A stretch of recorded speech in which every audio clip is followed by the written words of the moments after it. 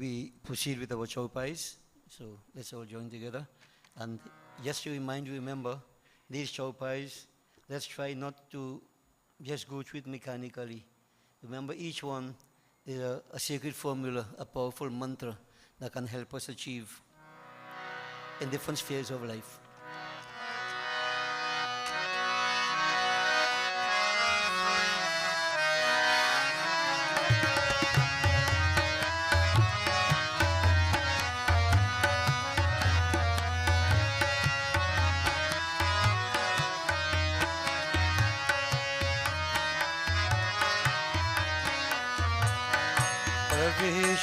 नगर की सब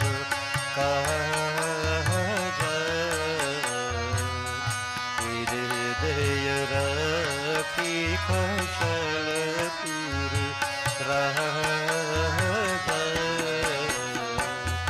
रख चरिसिया सहित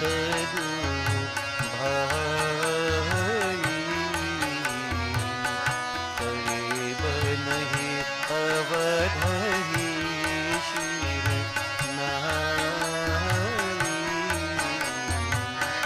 जाके सुमिरन तेरी तू नाश नम शत्रुहन दीद प्रकाश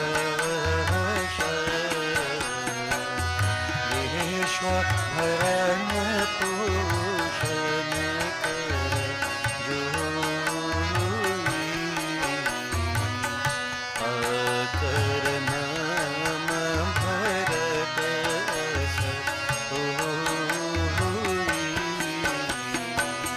जब तेरा राम रामा जब तेरा राम ब्याही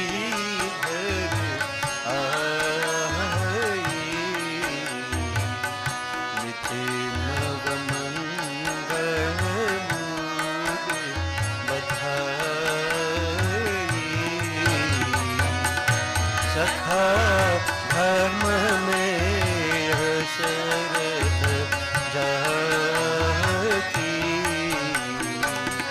जीतन कहन कतमुई आती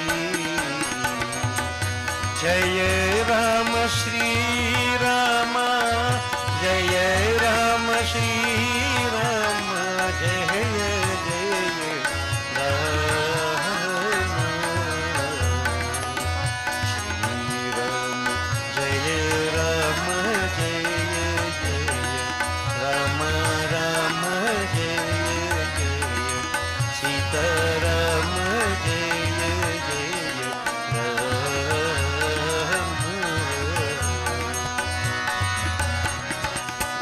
शोभायु समर सुख कहतन बने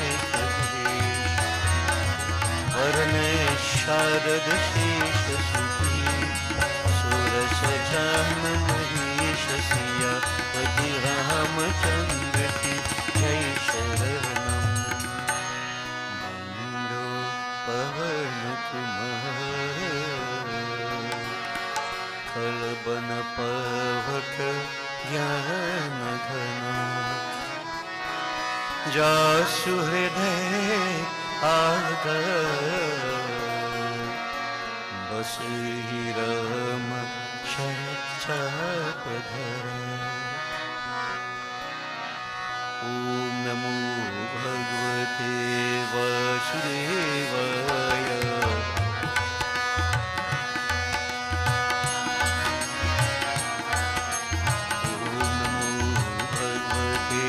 वासुदेवाय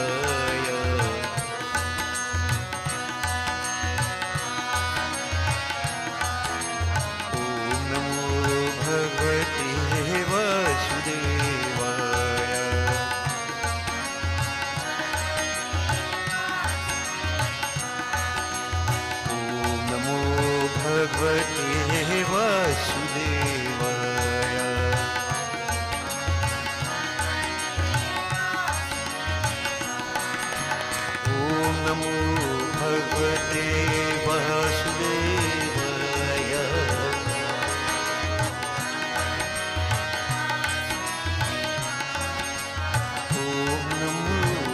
भगवते वासुदेवाय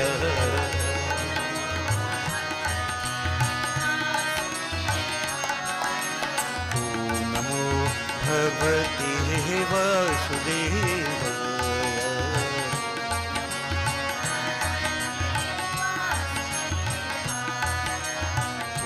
नमो भगवते वासुदेवाय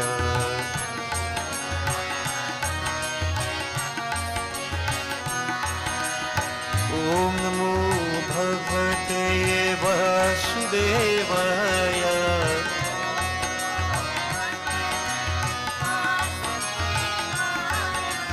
ॐ नमो भगवते वासुदेवाय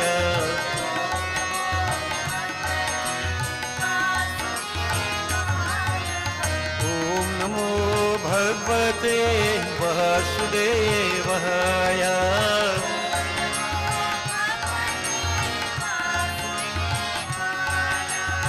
ॐ नमो भगवते वासुदेवाय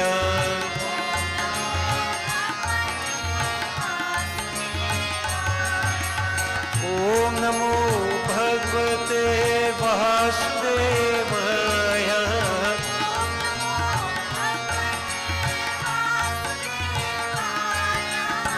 ॐ नमो भगवते वासुदेवाय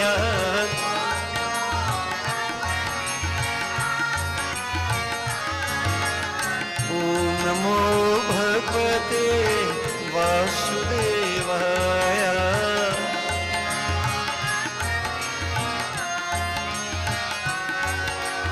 ॐ नमो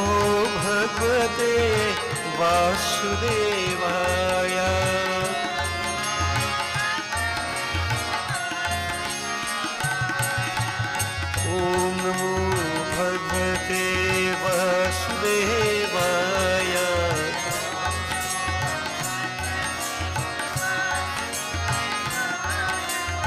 ॐ नमो भगवते वासुदेवाय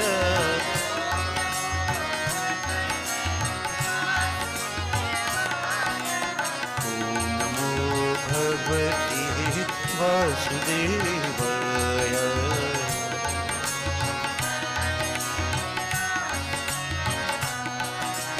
ॐ नमो भगवते वासुदेवाय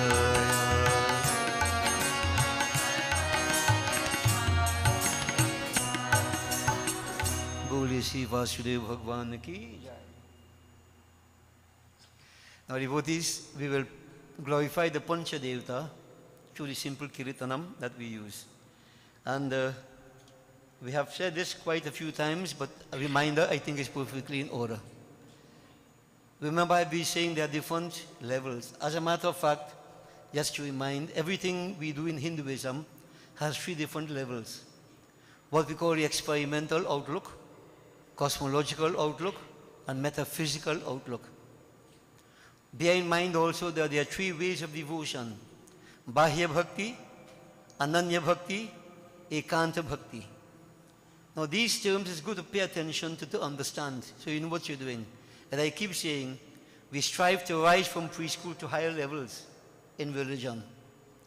So Bahya Bhakti, experimental outlook, I refer to that as the preschool level, where it is on the surface. So here we focus on external factors. Bahya Bhakti, how many ladus to offer to Lord Ganesh, how to put the bay leaf, what color arahu flowers to offer Devi, that is Bahya Bhakti. People caught up in all that. For most people, this is what religion is. What color clothes to wear, etc. We have been discussing these things over and over. That is the surface level. Devotees, from a scriptural perspective, the stories that are given to us, experimental, at the surface level. But that is not what it is in reality, in totality. You have the cosmological outlook. So cosmological, from scriptural perspective, whatever we read, we learn laws that govern mankind. The law of karma, reincarnation, these different laws that govern mankind, how to conduct ourselves. You get that from scriptures, cosmological. Like for instance, Sri Ram is a good son, Dashrath, good father, the three queens, good wives, etc. But then when you go to the metaphysical, this is where everything is applied to every one of us. This is why I've been saying, if you understand what I'm saying, when they say Sri Ram returning to Ayodhya, I ask when Sri Ram ever left Ayodhya. In January, and everybody celebrating Diwali in January? I was one of the very few idiots maybe who didn't fall victim to that nonsense. That is political and whatever else otherwise. I am saying to you, if Ayodhya is a human body, Ram hai Atma. The only time Ram leave Ayodhya is when you're dead. We are still alive, aren't we? You need to take these things at a metaphysical level, otherwise you stick at story level. You never improve. Ayodhya, the human body. Dashrath, the 10 senses. The 3 queens, the 3 gunas. Sri Ram, Lakshman, Bharat, Shatrughan. Gyan Yoga, Dhyan Yoga, Karam Yoga, Bhakti Yoga. If you understand everything in this context, everything applies to you, the individual. Then the Ramayana has direct application, and to me it goes beyond story. The stories are excellent, the singing wonderful, but what is the purpose of all that if there is no application? And last week we spoke of Saraswati Ma, knowledge with application.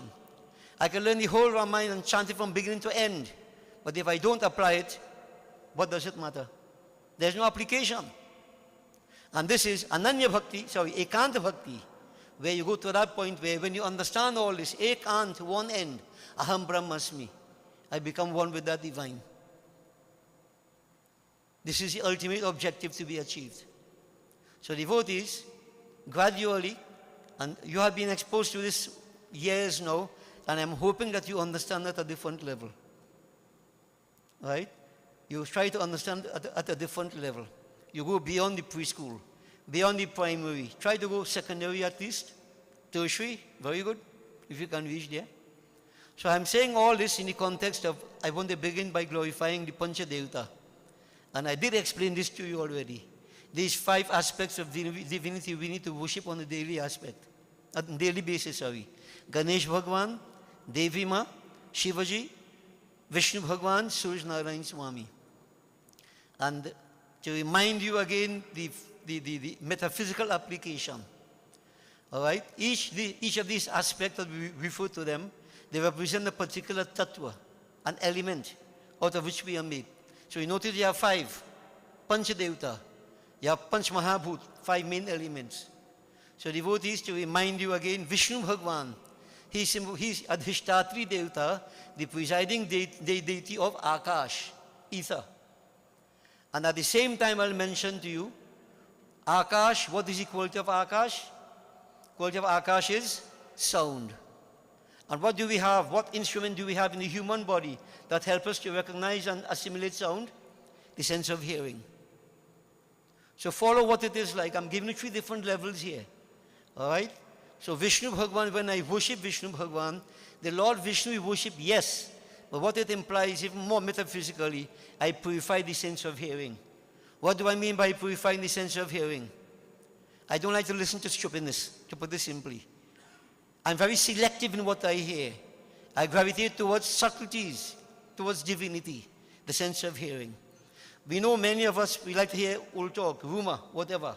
Bacchanal, you have energy to listen to that day and night. Divinity, you sleep away after 10 minutes, if so long.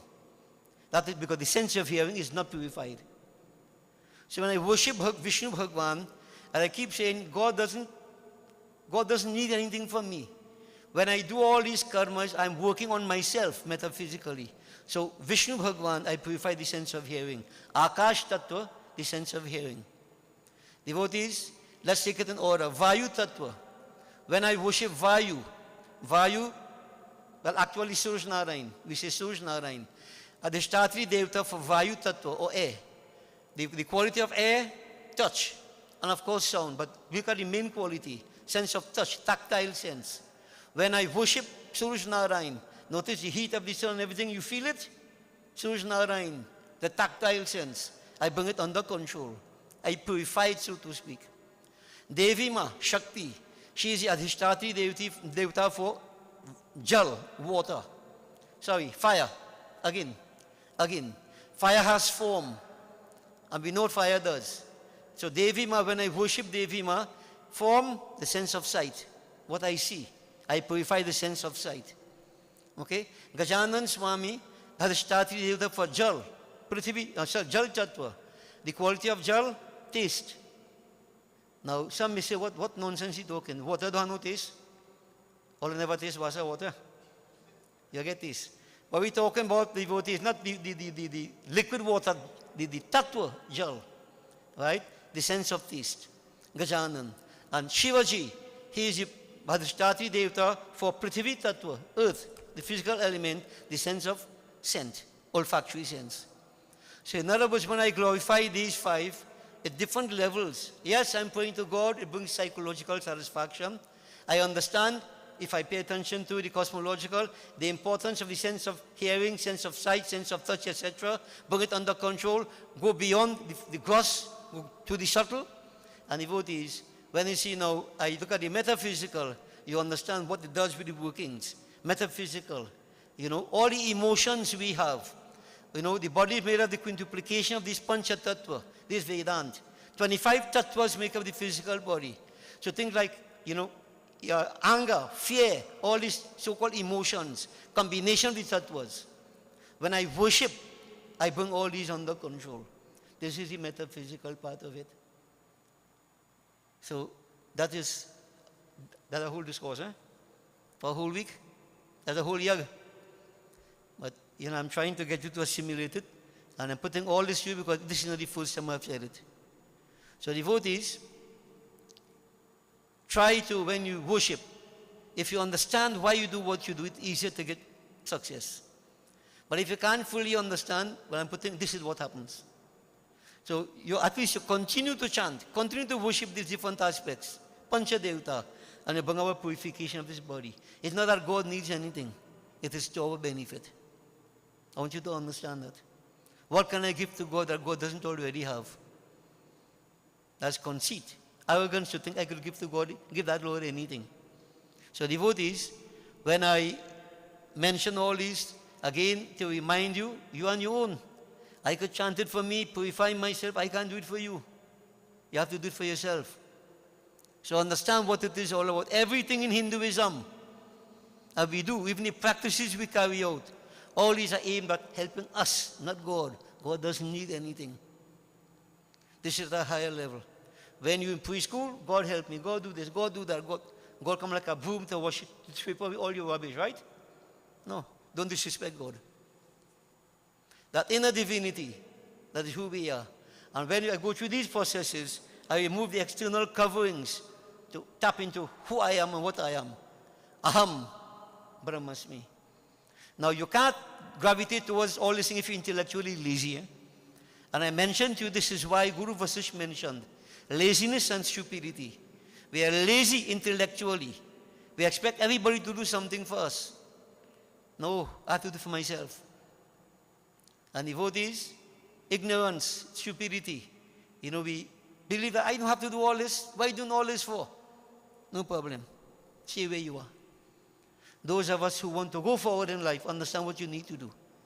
In this context, self-effort supersedes everything else. It can't happen just so.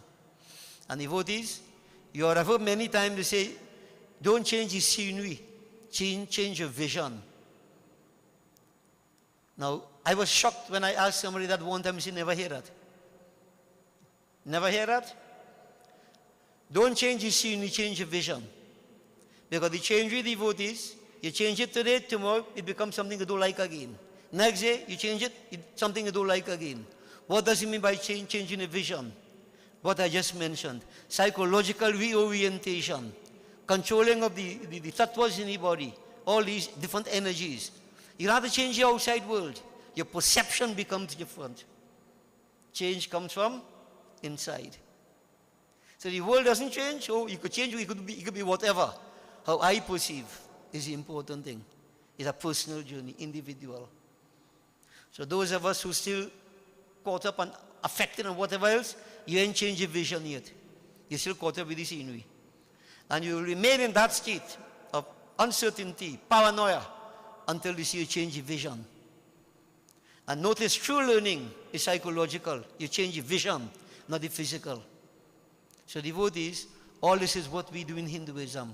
You might not have it explained to you all the time, because most of us believe, give Ganesh Baba 11 laddu, and you go feel good, you go bless me. Do this, do that, do the next. Go ahead, do it. But now I'm asking you to understand why you do it, to go to a different level. And remember, I said ad nauseum, if you don't understand why you do what you do, nothing happens. If you understand why you do what you do, results are immediate. So devotees, I am an impatient person. I want immediate results. And so because of that, I make the right sacrifices. Some of us have plenty patience. Some of us, Pinshan, Aryan people, we are impatient. I want patience and give me it now. But this works for me. It makes me change my attitude and focus, because I want these changes to take place now. I don't want to wait 50, 100 lifetimes for it to change. Some of you are really have patience. You're slow, sluggish, and you leave everything. Next time, next life, come and go like top spinning in mud. No, no, no, no, no. I want it now. These good things in life. Okay, Dharam? So devotees, all that to glorify the Pancha Devata. Let's go.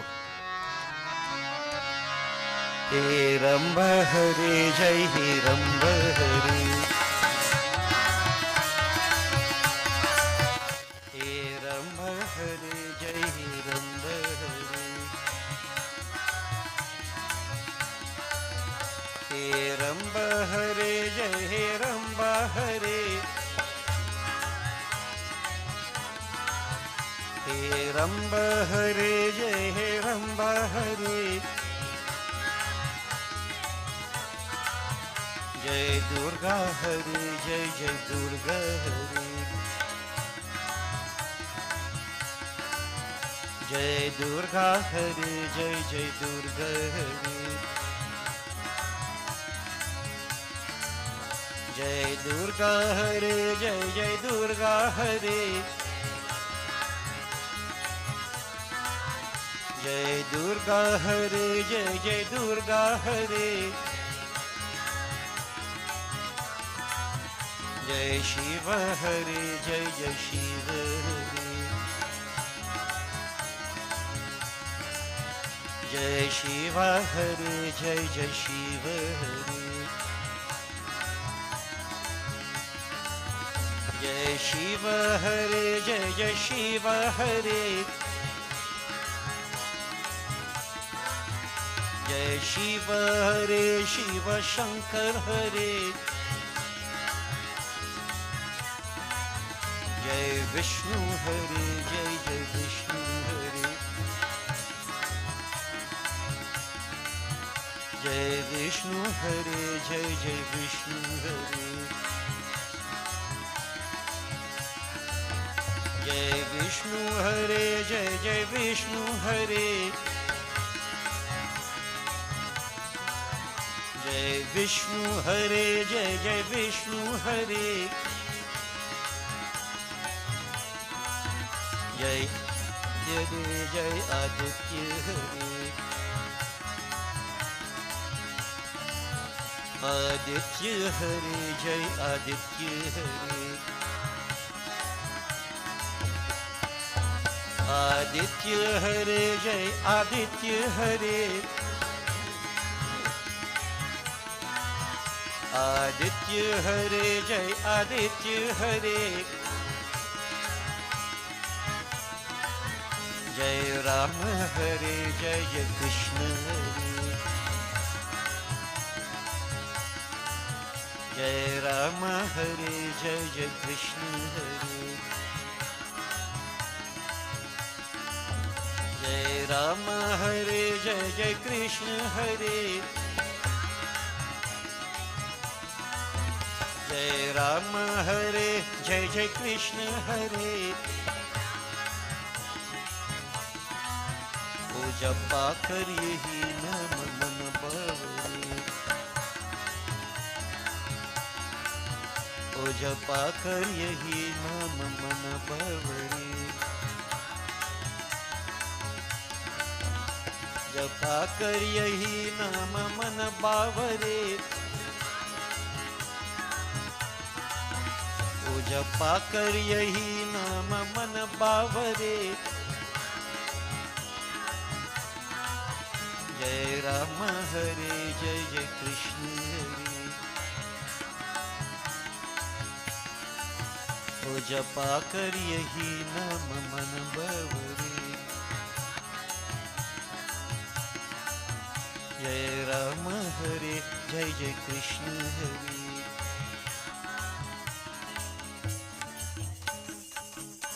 Holy Sri Pancha Devta ki jai. So devotees, why did I put in my kirtanam Jai Rama Hare, Jai Krishna Hare, after we have the Pancha Devta? Now I've been saying everything, even the kirtan we do is a journey.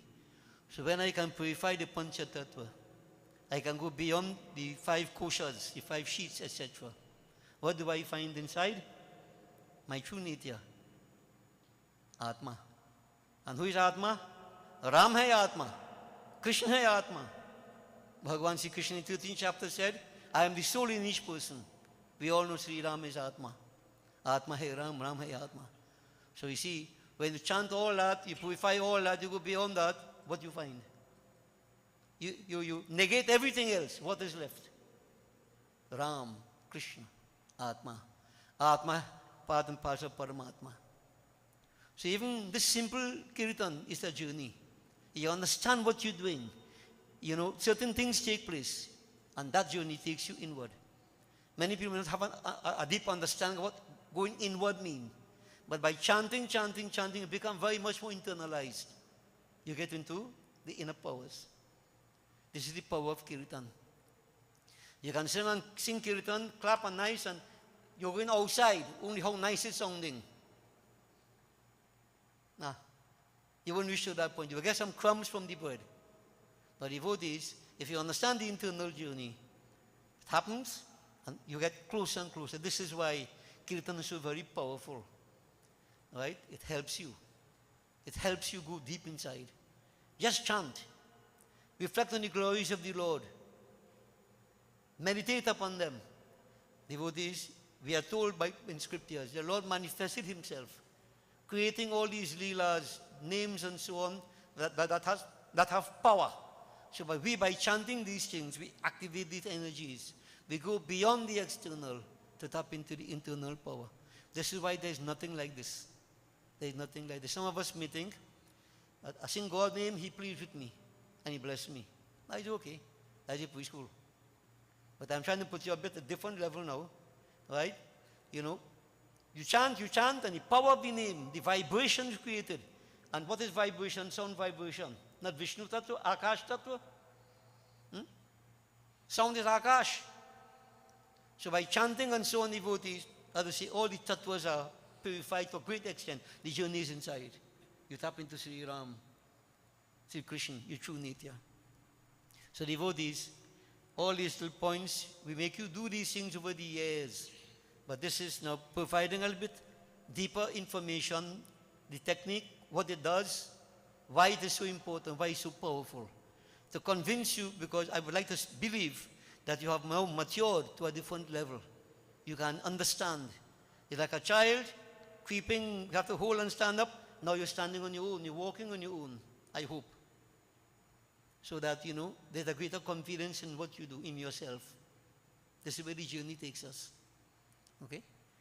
So devotees, as we go through life, I want to proceed with just a simple bhajan which, you know, the advice to us is, you know, to relentlessly pursue that Lord, seek him. Whichever form of divinity you choose, Ram, Krishna, Shiva, Devi, Hanumanji, same thing. So we are told, the appeal is to the mind. You notice what we appeal to? When we do the Panch Devta Kirtan, right? Japa kare hi naam mana bhavare. Mana bhavare. O crazy mind, Babar, O crazy mind, jap chant these names. Japak rahi na mana bavare, O crazy mind. This mind is crazy. It can go crazy after worldliness, or it can become crazy due to spirituality. Spirituality, craziness, better now. This intoxication is better than alcoholic drug intoxication. So we advise, you chant, but the attitude must be one also, like Meera. Meera, people thought she was crazy. Surdas, people thought he was crazy. Yes, they were crazy. Crazy seeking the Lord. So devotees, you have to bring this mind under control. If it wants to play crazy, let it be crazy for the Lord, nothing otherwise. Reman tu Govinda Govinda bo Chana chana nisadin jata suvela Yah jivan anamol Reman tu Govinda Govinda bo Chana chan nisadin. Every moment on a daily basis, chant this name, devotees. Don't let the moments waste. Ye ghari na jaye beat. This life is too precious to waste. बड़े भाग्य मानुष अनुपावा वृथा श्वास मत खोना. रे मन तू गोविंद गोविंद गो रे मन तू गोविंद गोविंद गो छन छन निस दिन जात सुबेला यह जीवन अनमोल मन तू गोविंद गोविंद गो रे मन तू गोविंद गोविंद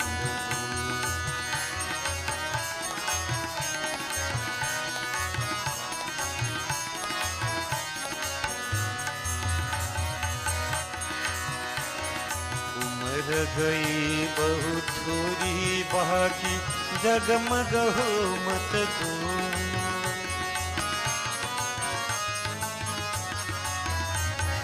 उम्र गई बहुत थोड़ी बाकी जगमग हो मत दो ए हरि नाम का रतन लगा के हरि नाम का रतन लगा के मन में अमृत घोल मन गोविंद गोविंद रे मन गोविंद गोविंद छन छन निस दिन जात सुबेला यह जीवन अनमोल मन गोविंद गोविंद रे मन गोविंद गोविंद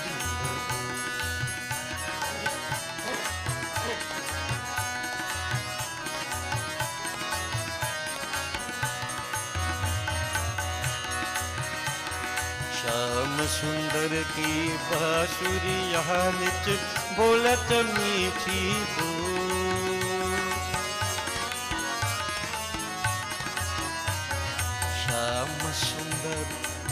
श्याम सुंदर की बांसुरी यहाँ नित बोलत मीठी बोल हे दर्शन पाना जो तू चाहे दर्शन पाना जो तू चाहे तू मन मंदिर तोरे मन तू गोविंद गोविंद रे मन तू गोविंद गोविंद छन छन निस दिन जात सुबेला यह जीवन अनमोल मन तू गोविंद गोविंद रे मन तू गोविंद गोविंद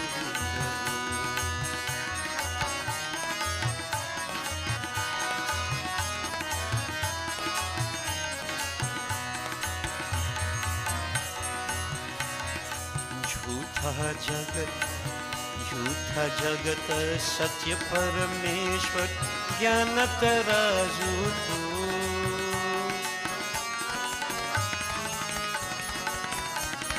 झूठा जगत. Devotees, Adi Shankar, he's telling us that Lord is everywhere, as we all know. Why don't we see him?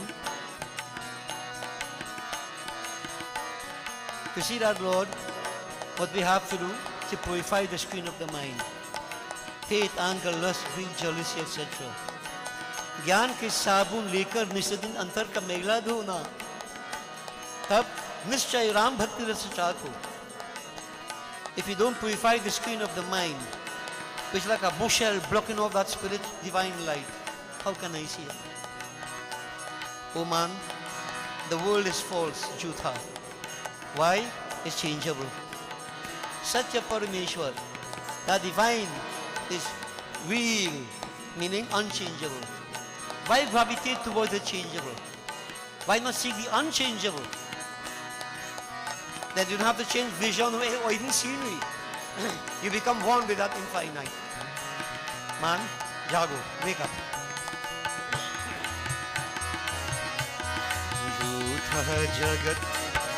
झूठा जगत सत्य परमेश्वर ज्ञान तराजू तो हे कर लो मिश्र भजन अब कुछ दिन कर लो मिश्र भजन अब कुछ दिन लगे काम ही मोहरे मन तू गोविंद गोविंद रे मन तू गोविंद गोविंद छन छन निस दिन जात सुबेला यह जीवन अनमोल मन तू गोविंद गोविंद रे मन तू गोविंद गोविंद रे मन तू Bhaja Govindam, Mudhamati. Hari Shankar admonishes us, O foolish intellect, O foolish man. Bhaja Govindam. Seek that Lord, the only reality. Chant His name. Experience undivided bliss, ecstasy, unbounded. Chant. Devotees, visualize Bhagwan Sri Krishna, Leela Purushottam. Krishna Krishna Yaduvar Krishna Shri Krishna Krishna Yaduvar Krishna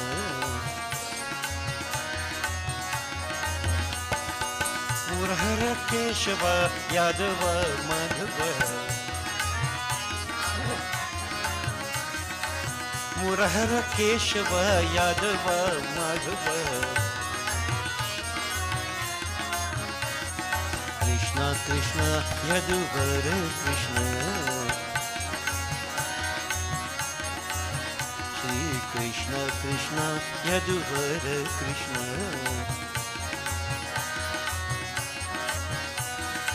Murari Manohara Krishna Murari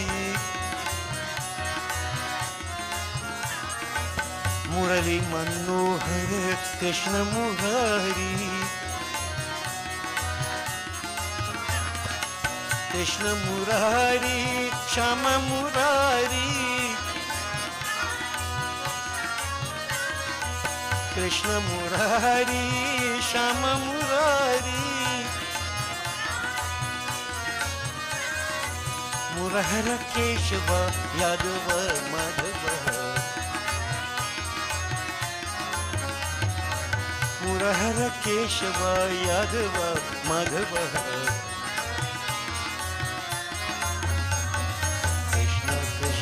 Yaduvar Krishna Shri Krishna Krishna Yaduvar Krishna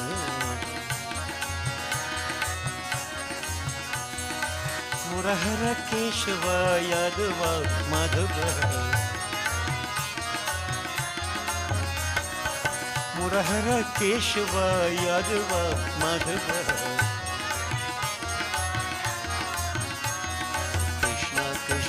Yaduvar Krishna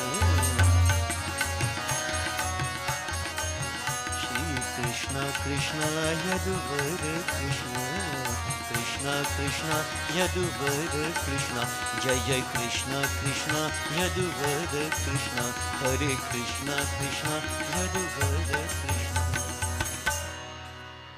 Devotees, really if you get into the essence of Kirtan Bhajan, the glorification of the Lord, there is nothing otherwise can create this ecstasy, the feelings of bliss, if you really get absorbed into this. There's nothing else.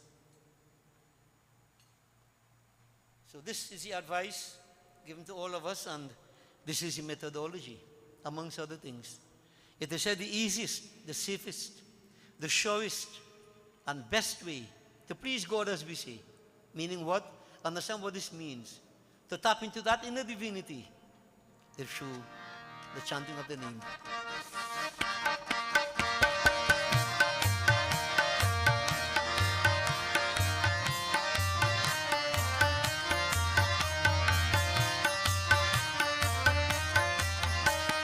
बाल मुकुंदा कृष्ण गोविंदा यशोमती के लाल की ये मुरली मनोहर मधुर सलोना मधुसूदन की आरती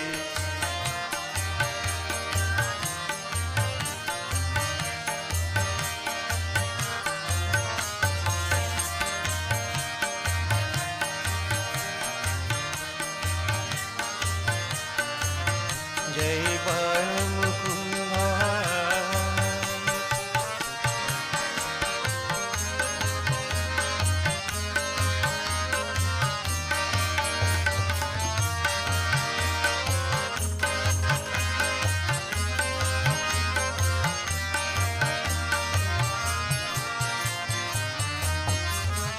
ये जग में ज्योति अंतकरण की प्रकाश कराने वाला परमार्थ बताने वाला ये श्याम सुंदर की वर गिरधर की चहु ओर उजियार रहे ये मुरली मनोहर मधुर सलोना मधुसूदन की आरती जय बाल मुकुंदा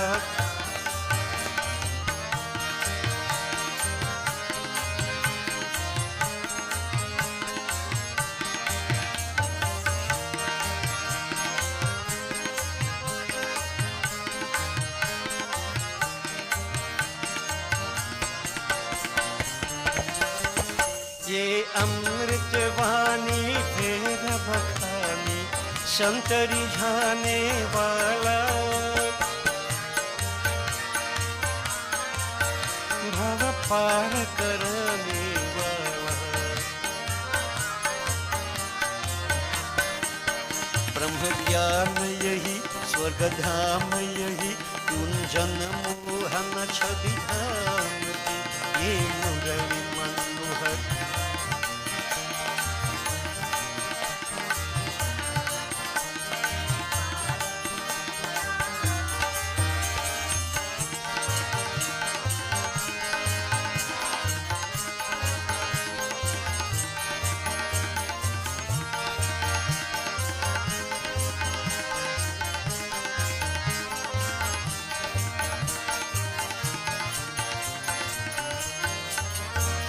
संपत्ति दाता अघ कुमिताता पीर मिटाने वाला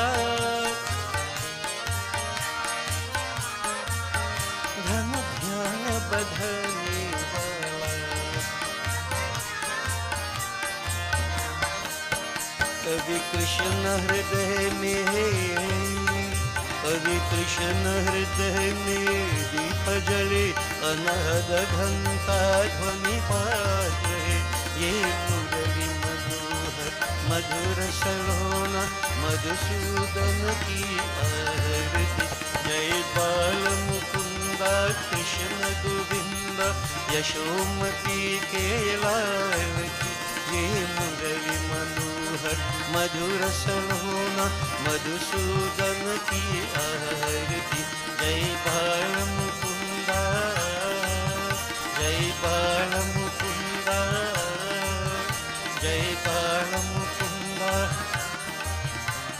A man Bhavari, who crazy mind, chant that name, become lost in the glories of Leela Purushottam Bhagwan Sri Krishna. Devotees visualize him, put this crazy mind to do some work, focus on the Lord, hold him steady. The mind is very tenacious, very turbulent. In a moment of an eye, twinkle of an eye, as you say, it sways. Hold him steady. Gopala Gopala Radhe Nandalal. Oh Gopala Gopala Radhe Nandalal. Murali Manohar Radhe Nandalal. Murali Manohar Radhe Nandalal. Gopala Gopala Radhe Nandalal. Gopala Gopala Radhe Nandalal.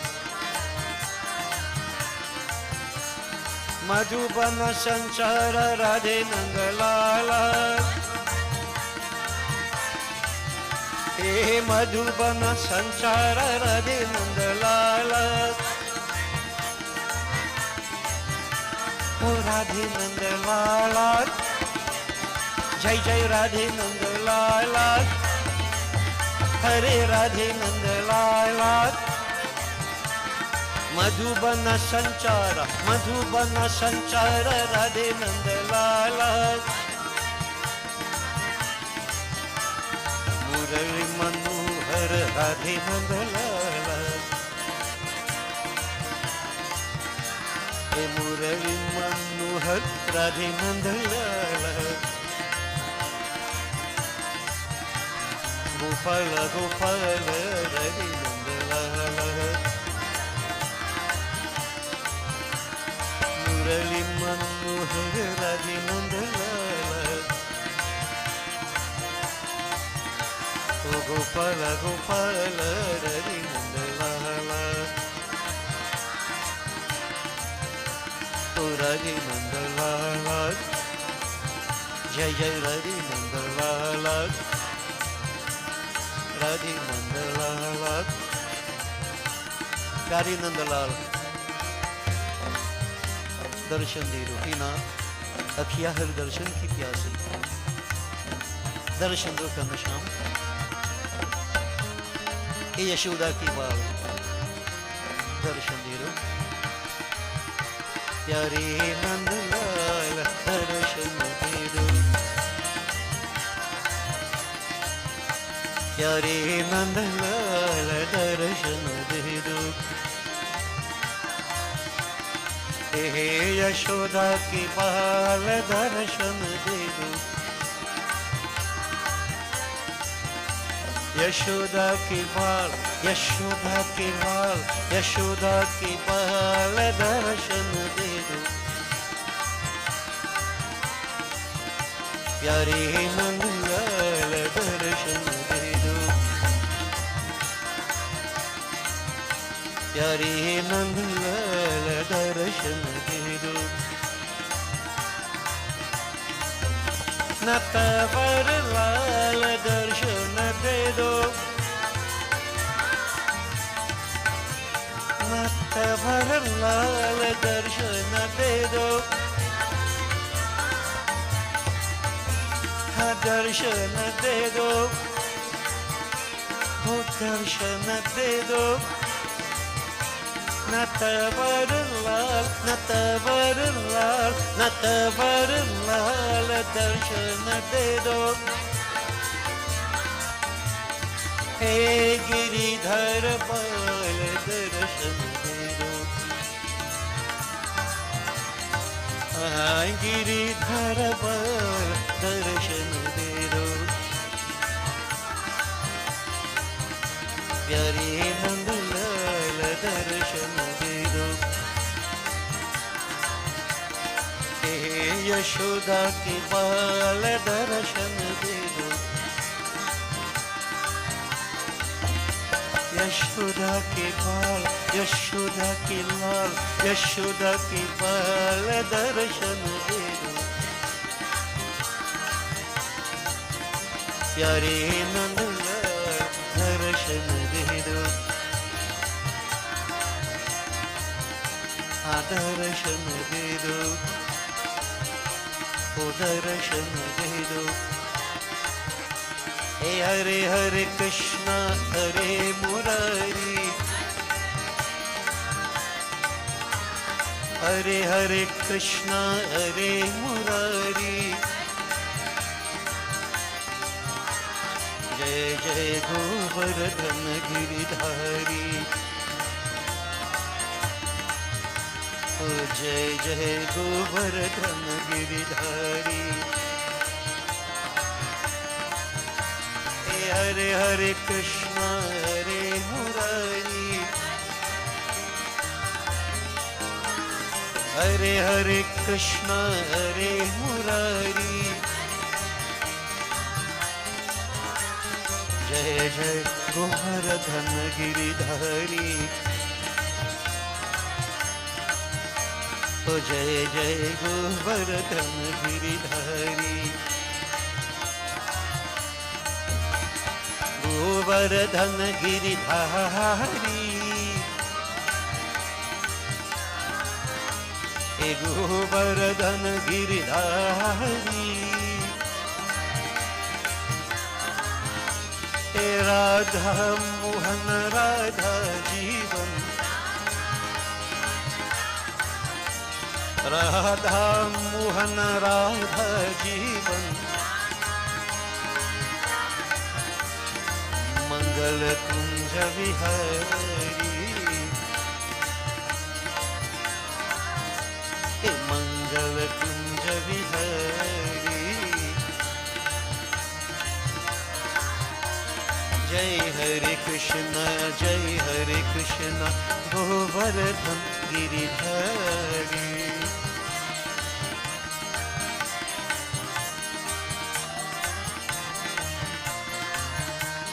जय हरे Krishna Govardhan Giridhari.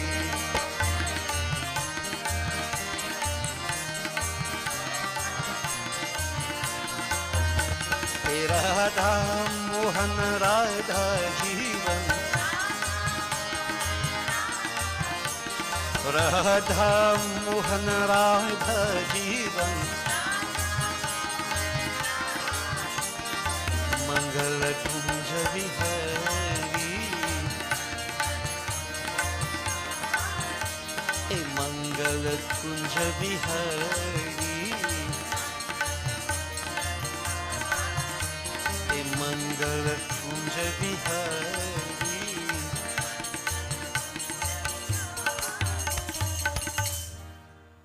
Now devotees, I am sure that all of us here would experience this wonderful ecstasy, this joy of glorifying that Master. And if it's only for this point in time when the mind is away from everything otherwise, it's easy to become lost. And sometimes we wish that this could never end. But if wishes were horses, beggars might ride. But why I'm mentioning this point, that many of us, we worship the Lord, we chant His name, etc. And we do it out of love. We want to experience that divinity within ourselves. But there's a world of duality. So you have many who pray in this way. You have others who pray, but with a different attitude. Not to see God, but to destroy that Master in some sense. In other words, I want to introduce to you, if you have forgotten, that there are different ways we can worship that Lord, and one is through confrontation. Advesh Bhakti, or Vidvesh Bhakti, devotion through enmity. So to define what I am saying simply, put the parameters, Bhagavan Sri Krishna in the 18th chapter of the Gita and elsewhere he said, think of me constantly, worship me, bow down to me, you shall come to me. He did not say with love or with what? He said, think of me constantly. Now the Lord is very kind, very merciful, compassionate. He knows that people have different temperament. There are those who could love intensely. There are those who on the borderline. And there are those on the other side who hate intensely. But that energy can be directed towards Him. And He gives us a chance to reach Him also. So I use a simple example like you love someone intensely, that person is in your mind day and night.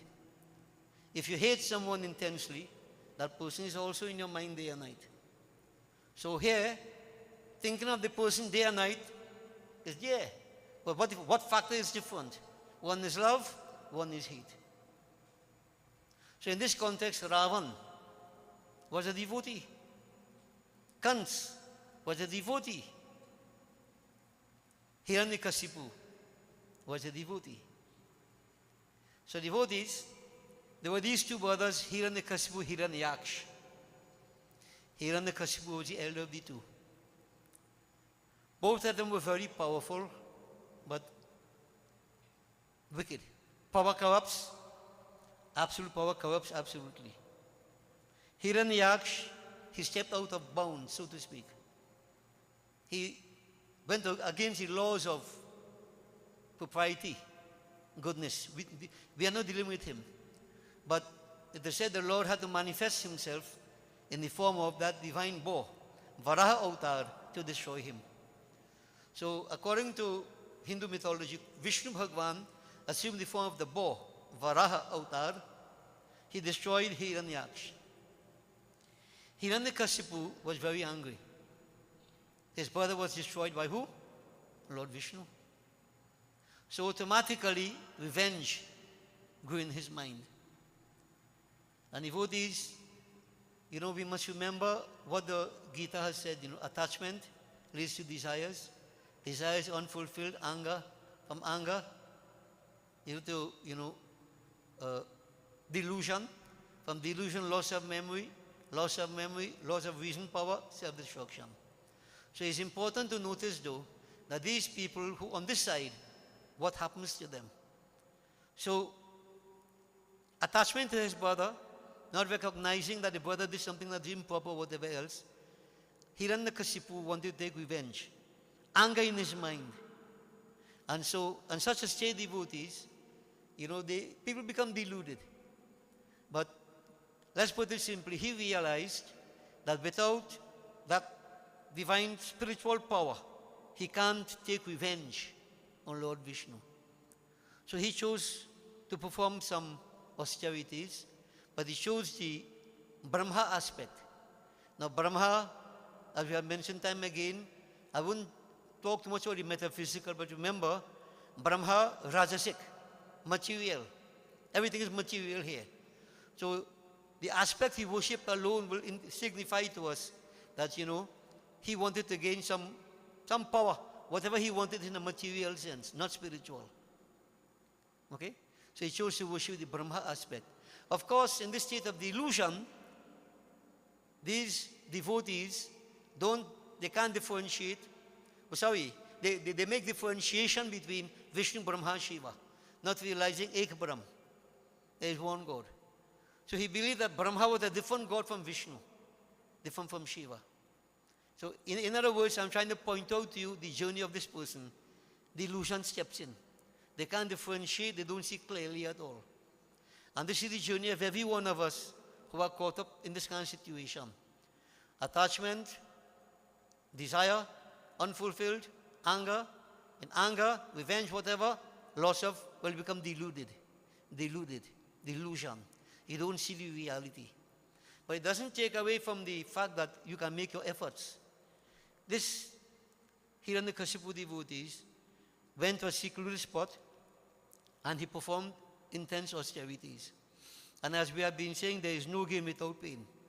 Nobody can achieve to any great heights without sacrifices. Now, again, some may question, people are born into, it's like royal family. They're born into wealth. They grow up in wealth. What did they do to achieve? Where is the gain? So, where is the pain that they underwent? And again, I keep saying, when you see people in certain conditions, the root of it is karma. But just understand, it's not karma performed now. I use a simple example. When you plant a seed, you don't get fruits now. It takes time. Time is the greatest force. Greatest force. Everything takes place in time. So that in the reincarnation process, these people would have done great sacrifices in a previous life. And their karma determine where they are born. So do we, all of us, without exception. Karmas determine that. And what I do now determines where I'm going to come back. This is why you don't jump to hasty conclusions. That person living a bad life and look, everything working good for him. People tell me that. How that could work? You don't know what he did previously. And you mightn't be here to see how you're going to suffer in time to come. But nobody gets away. What he's doing, what he's enjoying now is what is called prarabdha karma. And we must never fool ourselves into believing otherwise. It is what I did in the past, good merits, bringing fruits now. So too, whatever bad I did in the past will bear fruits now too. Likewise, what I am doing now. So things might be good, I may be very successful, but I choose to do wickedness. Don't feel that I am, exempted from that. I'm insulated from karma. No. Whatever I'm doing now, good or bad, is going to come in time to come. Just remember that. It's a cosmological law. Right? I create my own destiny. So devotees, let's get back to this individual. He went and performed great sacrifices. And everybody must understand this. You want something, don't sit down and try to get it easy. You get it easy, you lose it easy. Work for it. No gain without pain. His sacrifice was intense, devotees, standing just on his toes, hands upraised. I won't go into detail. Blazing sun. He really, what he did? He went beyond the senses. This is what I want to point out to you. If the senses are always feeding on the outside, you can't make sacrifice, You may do a certain action, but you're always hungry. Your mind on food, your mind on this, your mind on that. What sacrifice is that? In other words, if you look at sacrifice, sacrifice comes with right thinking, control of mind, control of senses. If the senses are controlled, right? The sense of touch, tactile sense, heat had no effect on him. He went beyond that. He transcended that. And devotees, he shut out everything otherwise. He was blind to the physical world. But he knew what he wanted. He was doing this for a purpose. If I can control all my senses, harness all my energies, harness that divine energy, I can get anything I put my mind on. This is what we call no gain without pain. You have to self-sacrifice, control the senses, control the mind. You have to control the body. The body, the chariot, the senses, the horses, you have to control them. Can't get it easy, devotees. Nobody gets it easy. Except what is now prarabdha karma bearing fruits. So devotees, he really made intense sacrifices. Intense. Right? If you were doing Bhagavad Katha, I could have gone into detail. I just want to put it to you simply. After some time, quite some time, Brahma, that aspect of divinity, was pleased, because that was the energy he was tapping into. What a man focuses upon, that's what he attracts. Just remember that. Like a radio, I keep saying, what you tune into, that's what you're going to pick up. So, yes, Vishnu Bhagavan is Brahma, is Shiva, but he was focusing on Brahma aspect. So that form appeared. The Lord took that form. And again, I keep saying to all of us, air is everywhere. Invisible, but you could see it. If you cool it at any point in space, it liquefies. If further cooled, it solidifies. That Lord is present every single place, everywhere. He pervades every single atom of creation. Yet, He is beyond creation. He is beyond everything. All this creation we see but a small aspect of divinity. That Lord is infinite, if you understand what that means. Right? So, but the point is, devotees, if we who are conditioned to see forms, if I want to see Durga Ma, somebody wants to see Shiva, somebody else wants to see Hanuman, whatever, you have to produce that cooling effect. And I produce the cooling effect depends on what I tune into. Like Hiranyakashipu here. He wants to see Brahma. You want to see Shiva, somebody wants to see Vishnu Bhagavan, somebody else wants to see Hanuman Baba. You have to produce that cooling effect. That energy could manifest itself for you to see. But you have to do it. Nobody could do it for you. And you may see that form, others may not. Because if you look at the battlefield of Kurukshetra, when Bhagavan appeared in a Virat Swarup, how many people saw him? Millions, yeah. Arjun saw him because he was given that blessed sight. And who else again saw him? Sanjay. Because he was blessed by his guru, Ved Vyas, to see and hear everything. Clairaudience, to hear everything, and clairvoyance, to see everything. So he can relate with Dhritarashtra. In other words, you have to be blessed with this special sight to see. But what I'm saying is that you can create that aspect, any aspect that you want. Now, if you want to try it, try it. But you have to put your mind on the cooling effect. What is it? That love.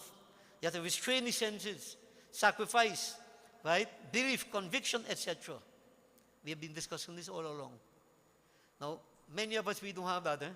We just go through the motions, put anything on. Devotees, this individual wanted an objective. And that objective was fulfilled. And understand this, the self-discipline he underwent. When Brahma appeared, he said, oh,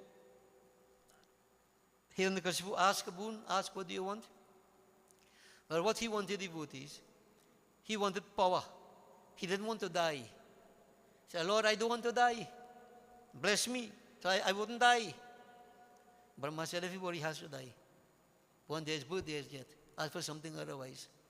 So devotees, simply he said, Lord, if I have to die, then, I don't want to die in the day nor in the night. I don't want to die inside nor outside. I don't want to die in the ground nor in the sky. I don't want to die by any man. 2-footed, 4-footed creatures. Right? I don't want to die by any man-made weapon, oh Lord. So he asked that and he thought he covered everything. If you don't die in the day, nor in the night, when will you die? You have day and night, right? If you don't die inside nor outside, where will you die? On the ground or in the sky, where will you die? Who could kill you? 2-footed or 4-footed creature. Devotees, in his own way, he asked for this Bardhan. And Brahma said, so shall it be. And so devotees, he got that Bardhan, that power, and returned home. And all that power was what? To take revenge on Lord Vishnu, as he said, for destroying his younger brother Hiranyaksha. And we all know, devotees, the story, how Hiranyakashipu carried on a reign of terror, and in his own home was born that child, Prahalad. Prahalad. And while Prahalad was within mother's womb, he was indoctrinated by Narad Muni. Notice where? Within mother's womb, before the child was born. Who protects the child within mother's womb, devotees? Who? Is it the mother? It's not the mother.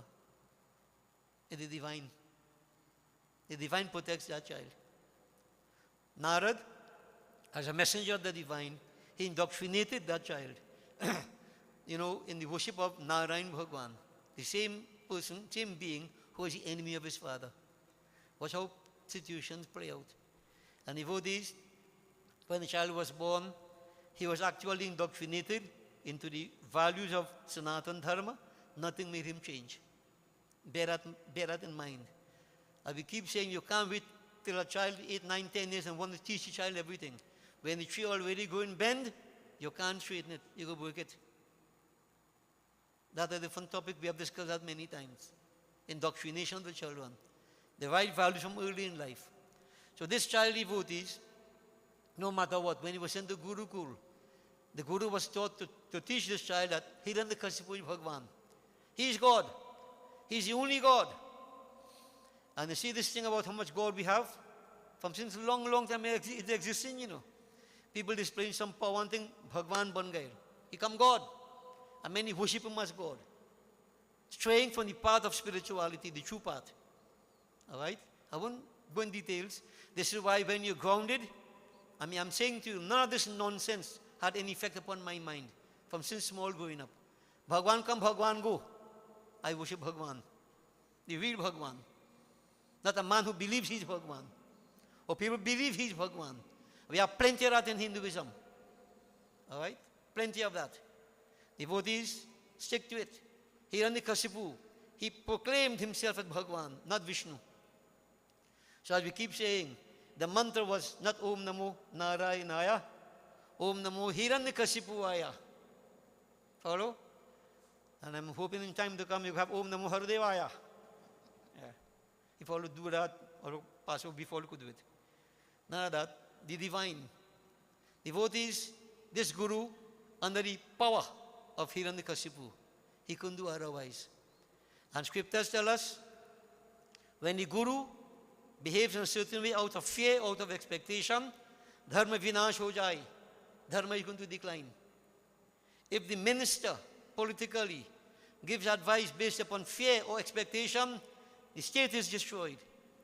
And if the doctor, medical practitioner, gives medicinal or who prescribes medicine for the patient because what the patient wants, money, I'll give you money, give me this. I'll give you, then what happens? The body is destroyed. Right? Here in the Kashipu devotees, he instilled fear even in the guru's mind. But Prahalad was unwavering. He stuck to it. Om Namo Narayanaya.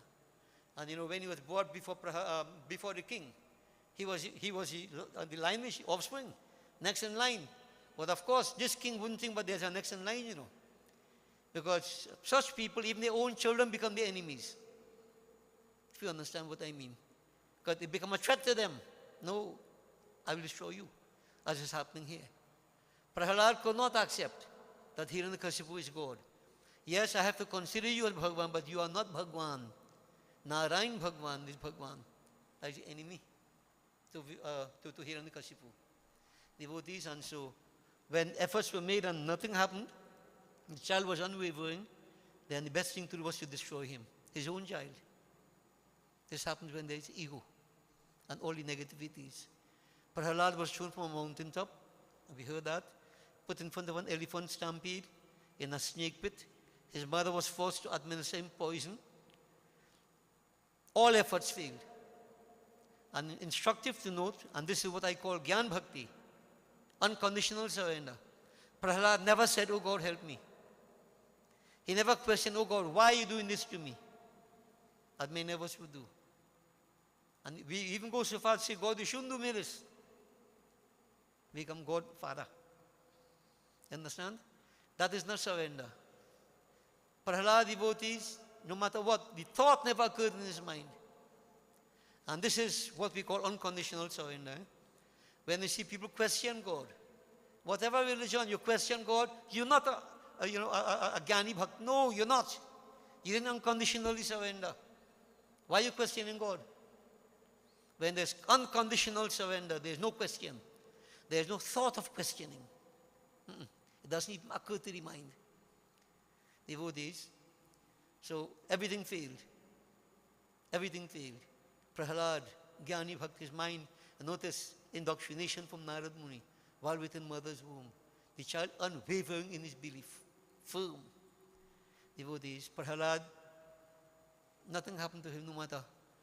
And then it said Prahalad had a Phuwa, father sister, Hiranyakashipu's sister. Her name was Holika. So since then we are called all Phuwa named Holika. Yeah. When she came, she saw Hiranyakashipu very distressed.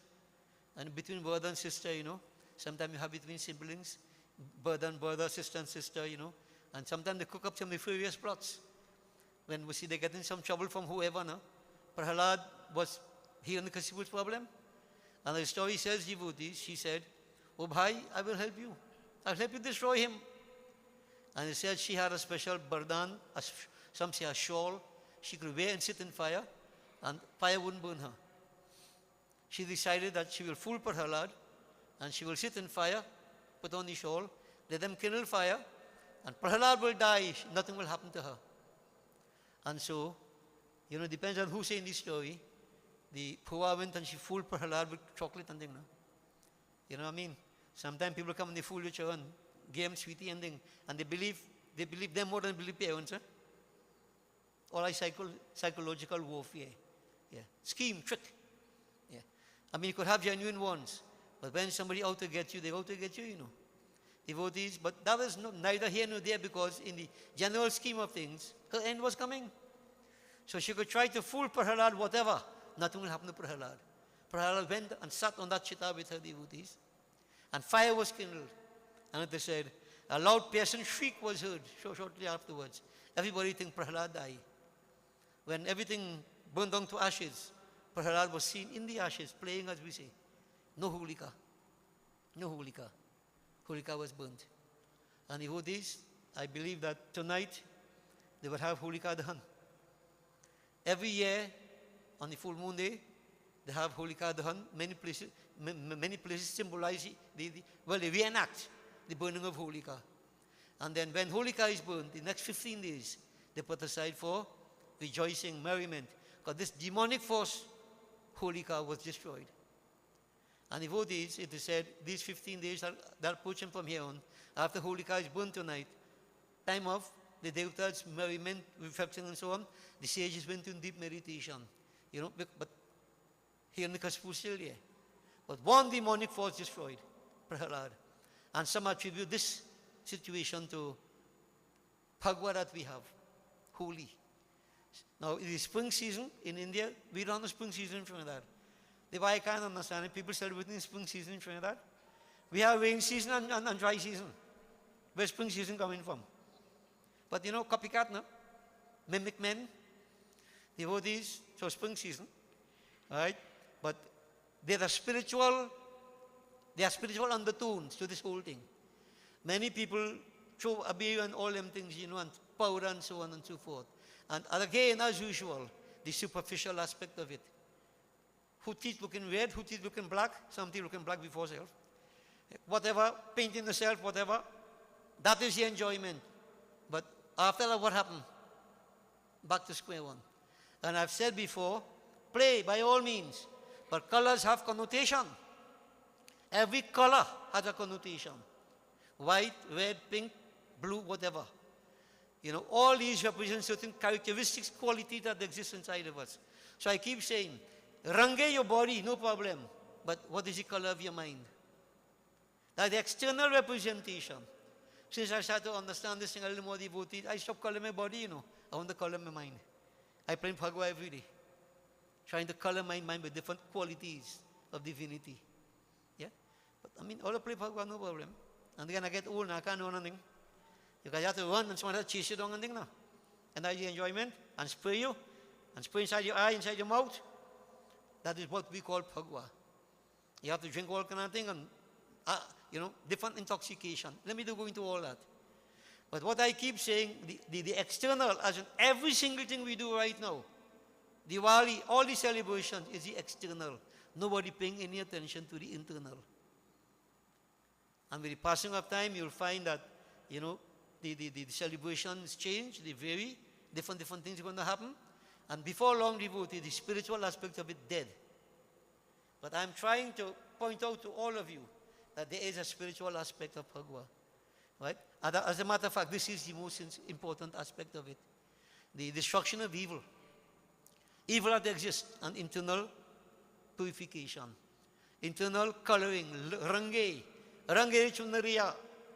Anu jolta sangda bhajan. You don't know what range means, what the rang.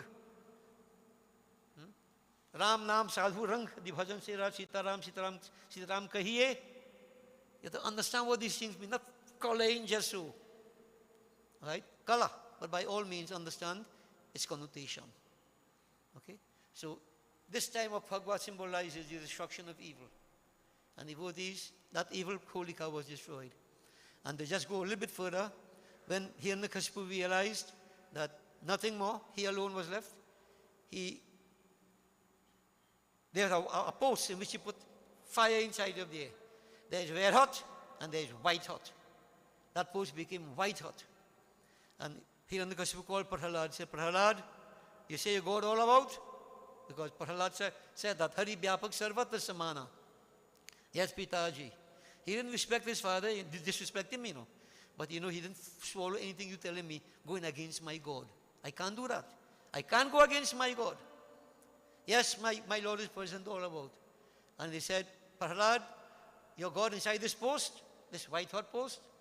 Prahalad said, yes, he's everywhere. Then Hiranyakashipu said, embrace your God. Embrace him. He's sending his own son to embrace that white hot post. And they said, devotees, when Prahalad looked at that post, he saw a tiny ant walking up. As the story goes. And he said, if an ant could walk up, then I could hold the post. Now, devotees, only later on in life, when I get a little older, yeah, digression, I realized that all of what they call floaters in the eye. When I get floaters, the older people say, we get them floaters. right? One day I read in and I see a bachak, and he book. I chase him, bachak still there. That's it. By next morning, devotees, become ants. The whole thing, you start to see like dots or like ants all about. So I was wondering, Prahalad couldn't have floaters. He's too young for that. Sometimes we see what is not there now. But you know what? Even that in a lesson. I am sure as you get older, you don't see this again. Not that they're gone, you don't see it again anymore. You know why? You're not focusing on it. Where you put your mind, it affects you. Well, a lesson in life. Floater could come and go, float how much you want. Mercy in yourself. And not worrying about you. Just a digression, no? So most of us, we worry about things, and these things become our problems. Ignore them. Ignore. And they could exist or don't exist, it doesn't matter to you. They're practical experience. Devotees, Prahalad went and about to embrace that post. And we all knew the post cracked open, and who appeared? Narsingh Bhagwan. That same Vishnu Bhagwan, but lion head, claws, human body. Prahalad, he had asked that, no two-footed, no four-footed human beings, animals, could destroy me. But he didn't think that it'd be a combination of man and animal. You see, when you think you're smart, who you fooling? They were fed up saying this. So many of us think we're real smart, we could fool God. Oh, God, I'll try again. They'll try again. Don't go that way now. You could never fool God. There's always a way otherwise. As Prahalad, as Hiranyakashipu is going to find out. He was brave. He started to fight with Narsingh Bhagwan. And Narsingh Bhagwan was beaten at an appropriate point in time. So let's wrap it up there. Devotees, what was that point in time? Prahalad, Hiranyakashipu said, must die neither day nor night. Now, most of us will know there's day or night. But I always say this. If you look at a coin, there are two sides, but there's an edge also. There is a transition period between day and night. That in Hinduism we call it Gaudhuli. Right? I think the Western would call it twilight hour. A certain period of time that is considered neither day nor night. Hiranyakashipu paid no attention to that. That was the time Narsingh Bhagwan was waiting for. So it was Gaudhuli, neither day nor night. Bhagwan grabbed him, Hiranyakashipu. And on the threshold, you see where the door is? Underneath the door. Where the door is, underneath there. Is that inside or outside? That is considered neither inside nor outside. Bhagwan took him right there. And he sat down.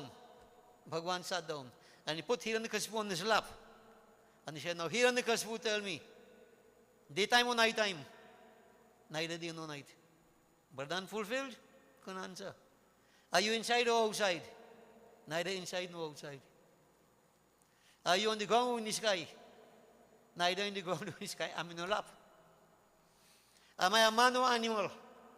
Neither man nor animal. Two, man and animal. He had asked that no man-made weapons should destroy him. Hiranyakashipu showed him that long claws. What is this? Any man-made weapon? No man-made weapon. Hiranyakashipu, all your vows fulfilled? What you have asked for? Plain smart. You want to die? Eka din hame bhi jana hai. Everybody has to go. The time come for Hiranyakashipu, and devotees, Bhagwan destroyed him. Bhagwan destroyed him. To remove that burden of the earth, Narsingh Bhagwan. And as I said, just make sure, don't play too smart.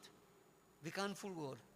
And devotees, I don't want to go into other part of it because Prahalad, Hiranyakashipu asked, if you notice all these Kanchuka's limitations, no time, place, creativity, power, knowledge,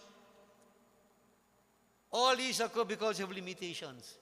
And because Prahalad, so Hiranyakashipu, thought himself to be a powerful force by himself. Maya, the illusion of individuality. So when there's this illusion of individuality, I am a force by myself, then niyati, limitation of time. Sorry, place, limitation of place. Kal, limitation of time. Vidya, limitation of knowledge. Rag, attachment, limitation of attachment. Kala, limitation of creativity. These 5 kanchukas or limitations keep us down. But it all comes because of Maya, the illusion of individuality. That was what affected Hiranyakashipu. He forced onto himself and all this other aspect that causes destruction. So devotees, he was destroyed. And so everybody was quite happy, but yet quite scared. Prahlad prayed, Bhagwan took him on his lap, but you know what, for some reason, Narsingh Bhagwan wouldn't keep quiet. He was very angry, the Lord, enraged that somebody will do this to his devotee. But devotees, power is great, but there has to be a limitation too. So no matter what Devatas say, no matter who pray, Narsingh was angry, he wanted to destroy everything. Now the Lord himself is showing us what happens. Yeah? So the power was there, he destroyed, everything was right. Narsingh should calm himself, as the story goes, and return to his respective abode. But no, he wanted to destroy. And so Shiv Puran tells us, Bhagwan Shankar then, he created his special force, Virbhadra, told him, go and try to talk to Narsingh, Vishnu, and tell him, time finished, go back to his respective abode. Devotees, so Shiva is Vairagya, Virbhadra is Para Vairagya. You take it metaphysically. So when you reach in this point of power, you destroy the most powerful person, but you yourself can't control yourself.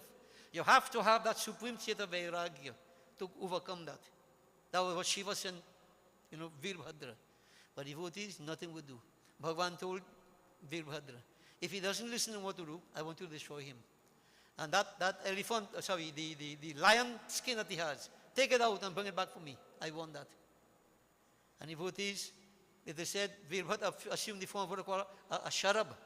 It's a special type of mythical animal that says that a bird, I don't know if it's a bird or animal, that 8 legs, wings and so on, that destroys lions. It destroys lions. And this form, Virbhadra took this form because Narsingh wouldn't listen to anything. He wanted to attack. We won't go into details. Maybe Shiv Puran Katha will talk about the kind of kasho they had between them. One saying this, one saying that. And you see the ego, the abhiman that Narsingh was projecting. It happens when there is unlimited power. Devotees, in due course, that Sharab destroyed Narsingh. Took out the skin in Madhesena, and the skin you go to they pull out the skin, the lion skin, and devotees, he voted back for Lord Shiva. And if you look many times, you see Lord Shiva, he sits on that tiger skin. The tiger head is there. They say that is from Narsingh Bhagwan. Shiva, the substratum, most powerful. Paravairagya. So, make all force surrender to it. Don't go that way. In other words, devotees, power good, but anything in excess is not good. And just to point out, this was why Bhagwan Sri Krishna, before he left the earth, he destroyed the Yadavas in Dwarikapuri. Right? They are forced unto themselves. Powerful force. Bhagwan does not want to have any force that is so powerful that nothing could stand against it. Nothing could stand against it. This superpower, so to speak, until they hear about plenty superpower, how much superpower they want to have? Bhagwan finds a way to destroy them. He destroyed his own race, the Yadavas, because he doesn't want to leave any superpower. People must respect and live together in harmony and peace on all sides. Bhagwan destroyed them. So in this case, Narsingh also was overpowered. The Lord himself in Shiva form and in Vishnu Bhagwan from Narsingh showing to the world that no, we don't want this. Change that. Change your attitude. Power is good. Right? But extreme power, not good. It deludes. It overpowers you. It self-destructs. So devotees, Bhagwan Shankar, you see all this is very symbolic. Now we don't have the tiger skin here, but in some pictures you will see the tiger skin. Some say Shiva wears it as a loincloth. Yeah? Well, again, all this will have symbolism. All right? But devotees, for purpose today, what I want to put to you is that we passed it already. Holika was burned and Phagwa was celebrated. A time of joy, a time of ecstasy, a time of success. And devotees, in a time like this, I want to point out to you that you can offer your jal as usual. Right? lighted diyas as usual. We refrain from doing havan because the consecration of the fire is a little bit different. You don't consecrate again in this time unless really necessary. There are different types of fires we keep saying. Brahmagni, Dakshinagni, Kravyadagni. When we do puja, Brahmagni, there is a special consecration we do. And you can't do that. So don't do it. It could have negative energies. But it doesn't mean to say you're going to stop praying. So you light your diya, you offer your flowers, you do your job. And devotees, this is where Vachik and Mansik puja could come in very handy. You don't stop praying. So you can chant your kirtan, chant your bhajan. Nothing wrong with reading the scriptures. Mansik puja you can do because you don't have to do any kind of physical consecration. That continues. You should never stop praying, no matter what the circumstances. So for the next 15 days, devotees, the Kharwa starts tomorrow and it goes on till the 8th of April. And you have been hearing a lot about the 8th of April. This solar eclipse, total solar eclipse. And I mentioned to you what Bhagavad Mahapuran says. There is destruction wherever that total solar eclipse is visible. Now, we have time to see. It will prove. It happened once, I think in 2017, 2018, United States, visible there. And I cannot forget that 5 major hurricanes hit them one after the other. And you can check from since then to now how many mass murders taking place. And say what? They didn't even see it in Russia and 133 of them dead. Terrorist attack. Moscow. You all know that. Yesterday. More and more the challenges are going to happen. This is not doom and gloom, you know. Many people say doom and gloom. What, you want me to lie and say it will be nice? The scriptures say the signs are there. Problems are going to arise. Much more than what we have right now. So therefore we need to stick closer to prayer. Close to prayer. All right? And whatever happens, that is what we call Daivik Tap. The Lord knows. I have no control over that. So be careful where you go. Be careful what you do. Right? Now, not on the 8th, suddenly all will happen. You know, on the 8th, everybody will have, eclipse party? Yeah. Everything is a party, and eat and drink. Yeah. It's a spectacle. Wonderful, yes. But the effect of it, devotees, will be shortly after. But somehow or the other, I always feel, when they come into planetary effects, it doesn't happen all of a sudden. It creeps in, builds up to a maximum, and then it decreases. Time will tell. But devotees, we need to be careful. The world is in terrible straits at this point in time. And check and see the madness happening politically and otherwise in many major countries of the world. The madness taking hold of people. Right? We have no control over it. I always say, what the Lord wants is what's going to happen. Maybe it is His will. It is His will. Therefore, stay close.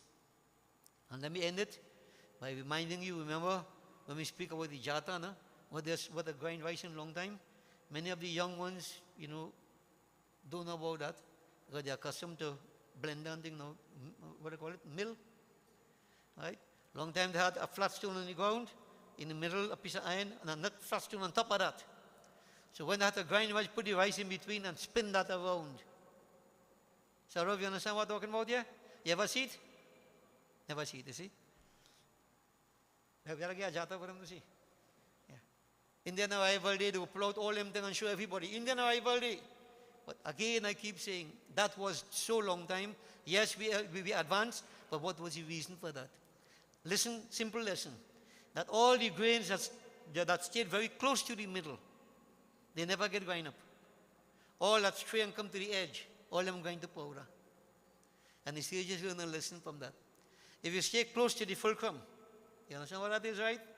The middle point, divinity, you won't be ground up. You stray, you want at your own risk, ground to powder.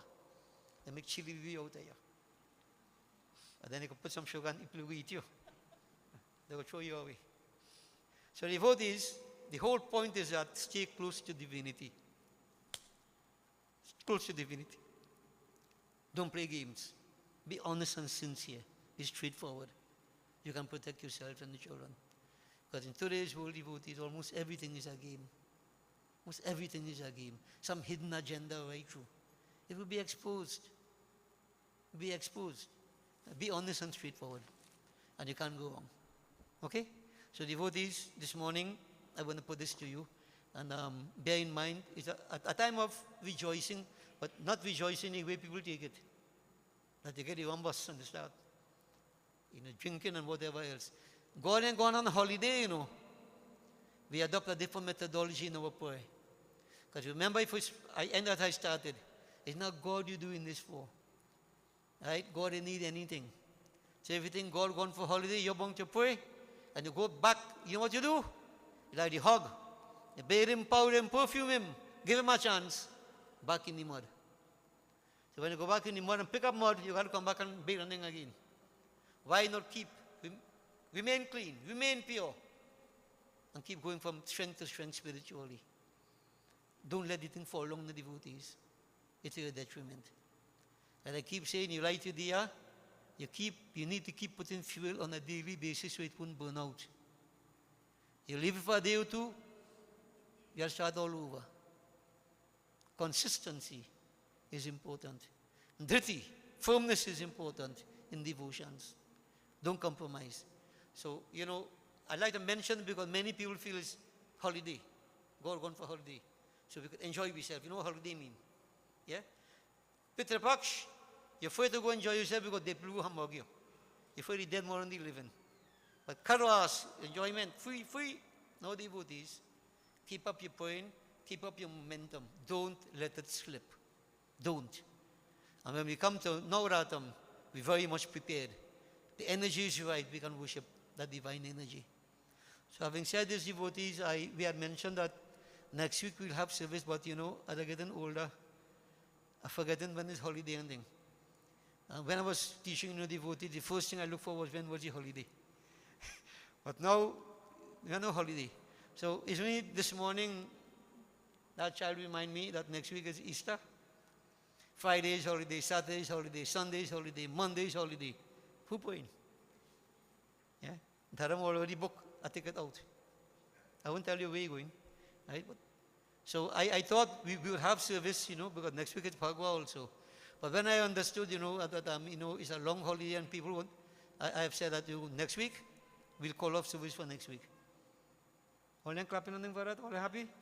We call off service for next week, right? And on the 7th, we'll reconvene. And we had decided initially on the 14th, there'll be no service.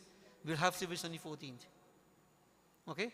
So next week, Sunday, because of the long weekend, people want to go and relax and so on and whatever have you. I myself want to relax. Fed up scenario? May relax also. Devotees, find some time to do your own prayer and intense, very intense, personal sacrifices in this time. So, next week Sunday, no service. Okay? Bear it in mind. Let me apologize for any inconvenience it might have caused. And, bless me for whatever good thing it might cause now. That we're glad all in coming. Okay? So, devotees, we'll wrap up this morning.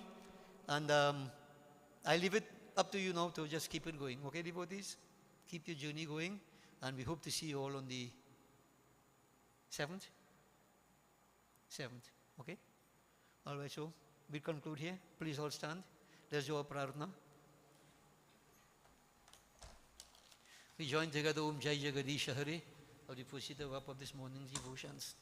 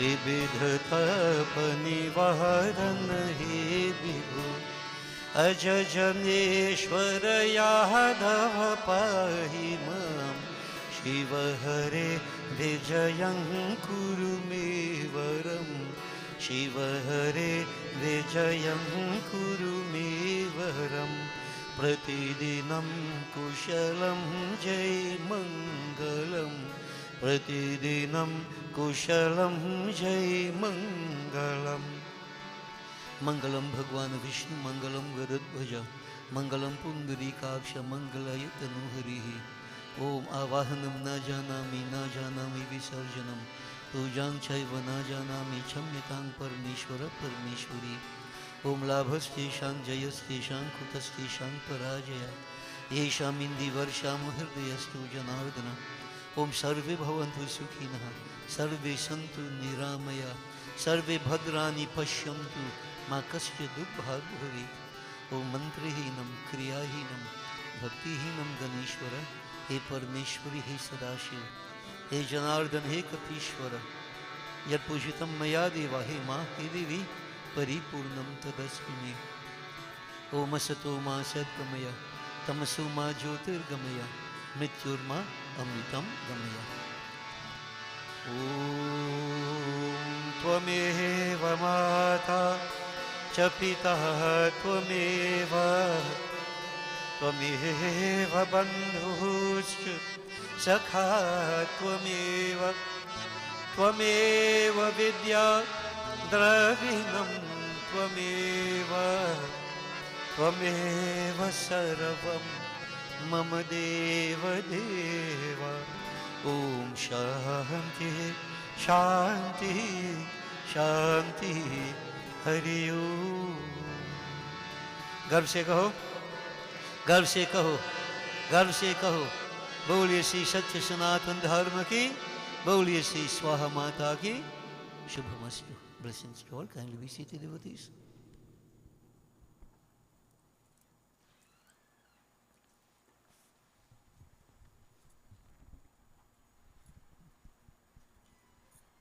Sitaram. It gives me great pleasure to take this time to honor a special person who is near and dear to each of us, our Guru. Guruji celebrated his birthday yesterday. We cannot begin to thank you for your tremendous sacrifice you continue to make on behalf of all your chelas. You take us along life's journey towards spirituality and enlightenment, and despite our stubborn nature, you persevere. Surely your guidance, silent, intense sacrifice, and compassion far outweigh all that we can offer to you. All our achievements, our successes, everything we have, we can most confidently attribute to you, our Guru. We are indeed blessed, and our wish is that Bhagwan continues to grant you his special grace to continue his work. At this time, I would like to call upon Avinash to present a small token to you.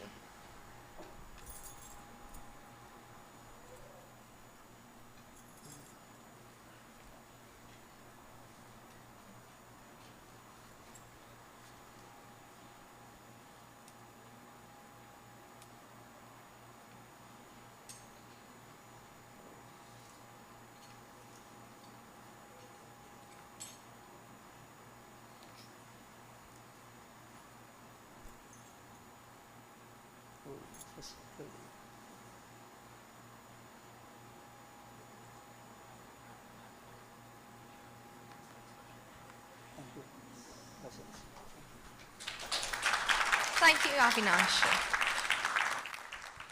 Before we end, we have a few announcements. Firstly, there will be no service next week, Sunday. Service resumes on April 7th. There will be Chautal practice after service. Also, any devotees who would like to sit for Hawan on a Sunday morning can speak to Auntie Annie or Auntie Rupati. Refreshments can be collected as you exit. Please have a safe and relaxing rest of your day. Sitaram. I thank you, Praveen, and thank everybody for the thought of expressing gratitude And to all those of you who send your wishes, whether on Facebook, I don't know how you do it. See, God, I get a lot of messages to do what I have to do. This is my life. Yeah, I enjoy this the best, if you understand what I mean. What I have to do here, I enjoy it, and then I enjoy very much seen by myself now when I'm not doing puja.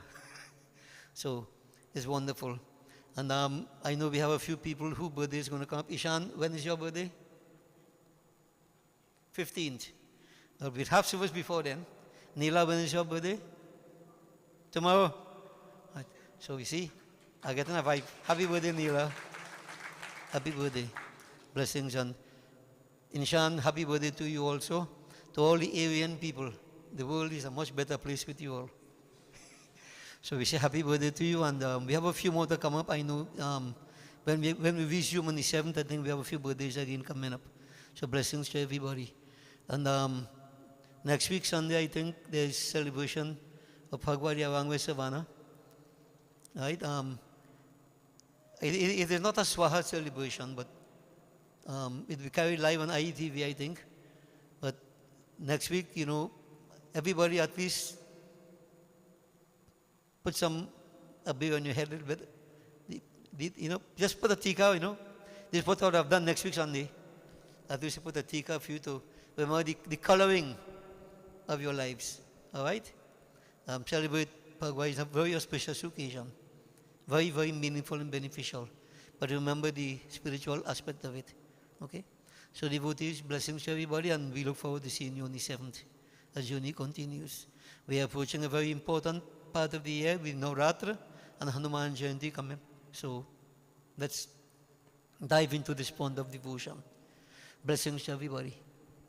You'll receive your prasad. With prasad? Huh? Refreshment. I hear snack box? All right. Whatever. So prasad this morning is a snack box. All right?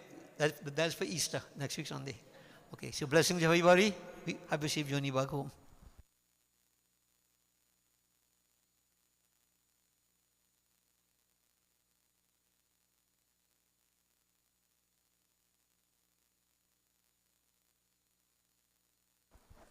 Members of Gyandipak, tomorrow night we are at Lalu in Pierwood, Satsang, and Tuesday we are at where? California. So you can join us. Feel free to join us.